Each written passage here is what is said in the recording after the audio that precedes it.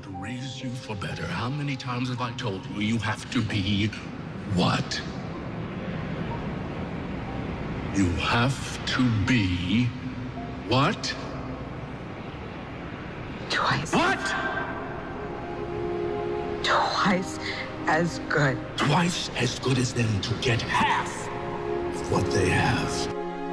Give me a uniform. Give me a number on my back.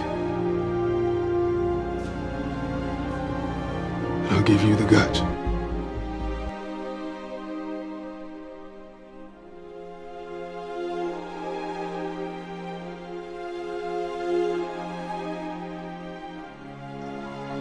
Don't ever let somebody tell you you can't do something. Not even me. All right? You got a dream, you got to protect it. People can't do something themselves. They want to tell you you can't do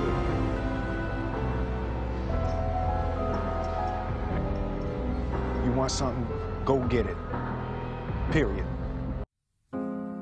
We have, as humans, we have something that no animal has. And what it's called is imagination. And what imagination allows you to do, it allows you to see it before it actually happens.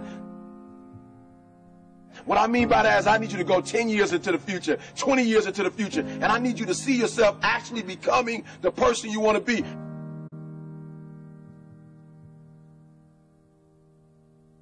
You got to live in the forward. Block the whole world out. Put some music on, some classical music, right? The piano if you need to. I don't know what you need to listen to, but I want you to take 30 minutes. Go in the closet. Go in the basement. Go to the library. Go into a room alone. And I want you to take 30 minutes. And I want you to imagine. I want you to take 30 minutes and I want you to live in the forward. See, the problem is I'm talking to some of you guys. The problem that you're having is you're living in the future and you're living in the present. And you keep talking about the mistakes. You keep talking about the past. You keep talking about your trials. You keep talking about your situation. And I want you to know that everybody that's ever been great, everybody has had an obstacle to overcome. They've had a barrier that they had to climb. There is no individual who's ever reached success and he didn't have to go through an obstacle or a barrier to get there. I need you to live in the future. I need you to go in your future every single day. I need you to go in your future. I need you to see what you're going to be. Listen to me. What you are to be, you are now becoming. And so you got to use your imagination. And your imagination has to take you beyond the pain. Your imagination has to take you beyond the trouble. Your imagination has to take you to the next level. We had to see ourselves there long before it happened. The second tool is we got to embrace faith. I have to have faith to believe that the thing that I see 10 years from now, 20 years from now, that one day that thing is going to be successful. When I was homeless at 16, I could have quit. When I was homeless, I could have given up. There are many days that I thought about committing suicide. But I said to myself, just keep imagining, keep thinking, keep seeing what you're not now, but what you're going to be. Sometimes it's going to be hard. Sometimes you're going to look all around you and nowhere do you see success. Nowhere do you see anything that remotely looks like success. But you got to embrace. Number two, you got to embrace the faith. You got to believe that although it's not happening right now, if you keep pressing, if you keep pushing, guess what? One day is going to be your day. That's right. I need you to say that with me. One day is going to be your day. Embrace the faith. You got to be able to see it and believe it, that when there's no evidence around you, when there's no evidence around you, when you got pain in your life, when you're tired, you feel like giving up and you feel like quit. When you look around you, you don't see anything that looks anything like success. You got to embrace the faith and believe that one day going to be my day. But one day can't be your day if you give up. If you quit, no day will ever be your day.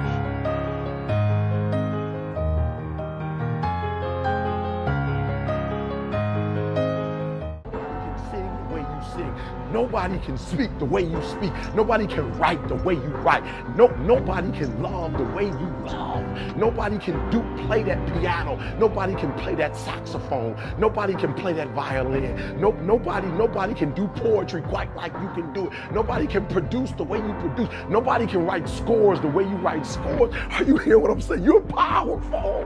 When you know within yourself that there's something you want to do, and I believe that all of us were born with a purpose, that all of us have something that we are supposed to do, that all of us have some goodness within us, and that goodness gives us a responsibility to manifest our greatness. And when you know that, you can feel it in your guts, and you know that you're deliberately operating below your potential, you've gotten comfortable, you stop expanding, you stop stretching, you stop challenging yourself. Let me share something else with you. Not only is it possible for you to have your dream, but it's necessary. It's necessary that you have it, that you work on it, that you develop yourself, that you go for what is yours in the universe. You decide, I'm not going to settle for this. This is not going to be it for my life. I deserve more than this. See, that will start making you do some stuff. See, a lot of people go to work every day miserable, and all they do is just talk about how miserable they are. But they don't do anything about it.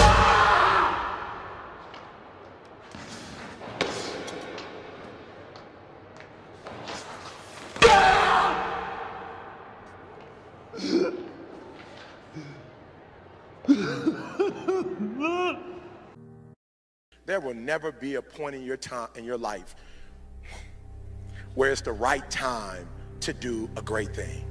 If you're waiting for that perfect moment, that perfect timing, it's not going to happen. You know what you have to do? You have to create the perfect time and the perfect opportunity and the perfect situation.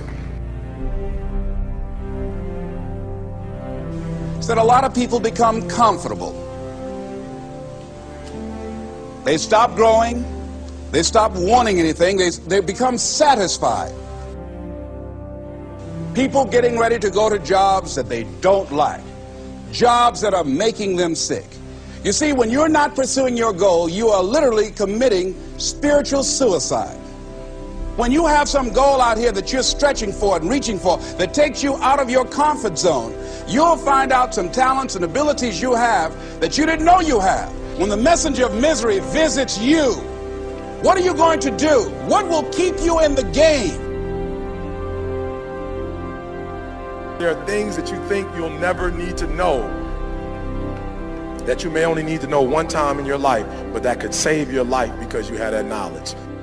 Unless you attempt to do something beyond that which you've already mastered, you will never grow.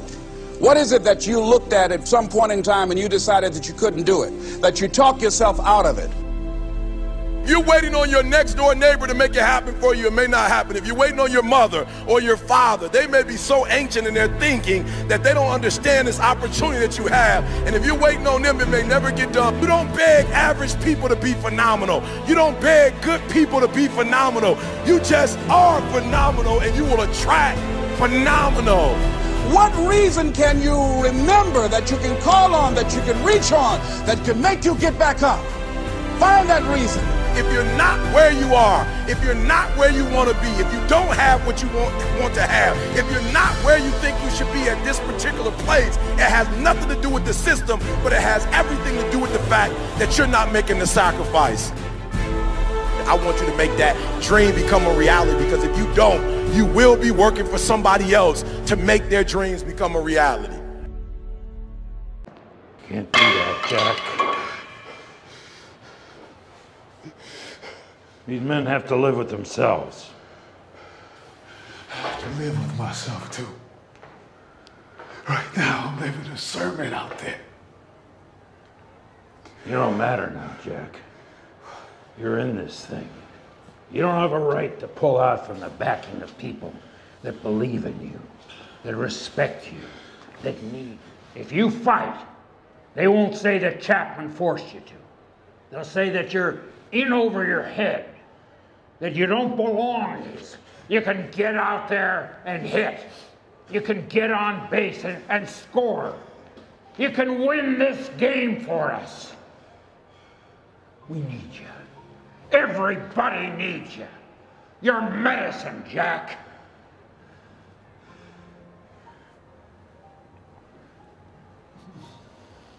But what I've come to appreciate when you're working on changing your life, changing some bad habit, getting out of addictive situations or relationships, or working to build a dream or making a difference in our society, it's hard. Easy is not an option. It's hard living.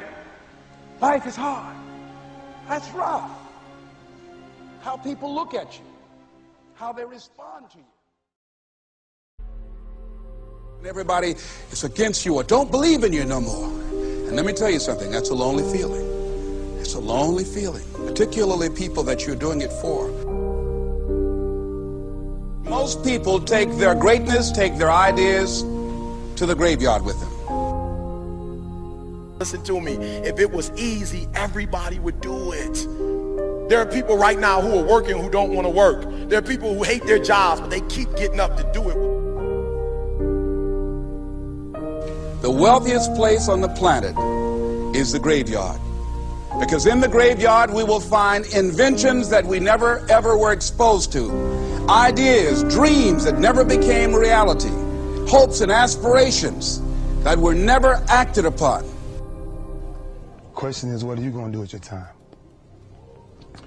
What drives you? And greatness is a lot of small things done well. Day after day, workout after workout, obedience after obedience, day after day.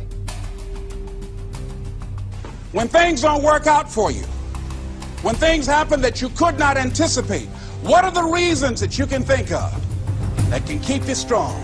You will never ever be successful until you turn your pain into greatness, until you allow your pain to push you from where you are to push you to where you need to be. Stop running from your pain and embrace your pain. Your pain is going to be a part of your prize, a part of your product. I challenge you to push yourself.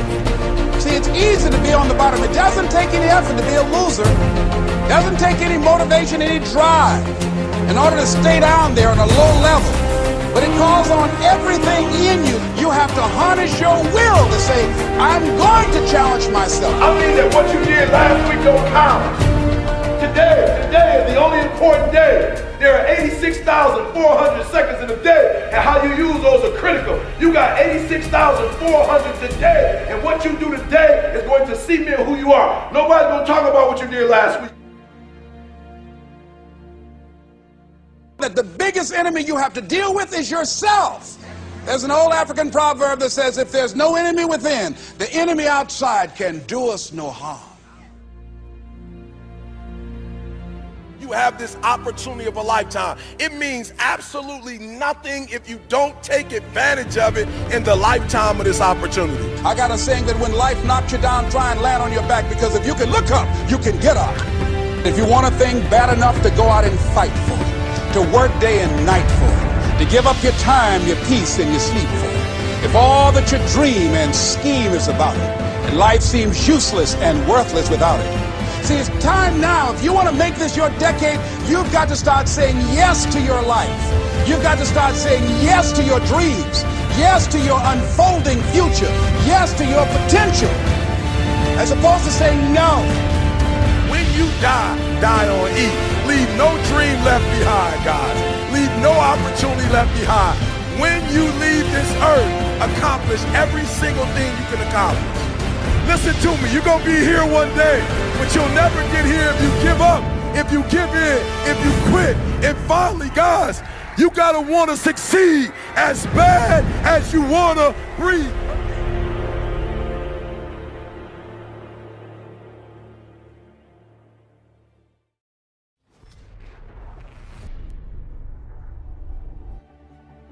Well, you thought it was over. Well, it's just getting started. This is the part where you reinvent yourself. It's time to get tested, to test your will, your endurance. It's time to test your heart, to test your limits. It's about no days off, no weekends, no holidays, no birthdays. Listen to me, no days off. It's about gaining the competitive edge. You can't afford to make excuses. No excuses when you feel pain. And trust me, you feel it. And all you want to do is give up. And all you want to do is give in. When you feel like you've given all you got, you got to take one more step.